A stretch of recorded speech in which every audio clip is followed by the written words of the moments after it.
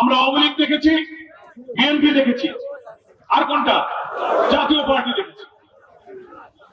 আওয়ামী লীগ 21 বছর দেশ শাসন করেছে, বিএনপি করেছে 15 বছর, এরশাদ সাহেব করেছে 9 বছর, আর সামরিক আইন ছিল প্রায় 9-10 বছরের মতো।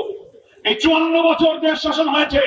আপনারা কি বলতে পারবেন যে এমন কোন শাসন ওই তিনটা দলের যাদের নাম বললাম, এমন কোন সরকার, এমন কোন দল, এমন কোন মন্ত্রী নেতার আমল কি ছিল যারা দুর্নীতি করে নাই?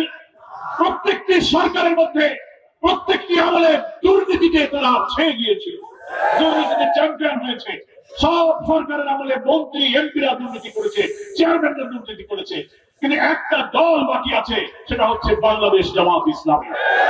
আমরা এদেশে 79 সালের পর যে কয়েকটা গ্রহণযোগ্য নির্বাচন হয়েছে, প্রত্যেকটি নির্বাচনে অংশ নিয়েছি।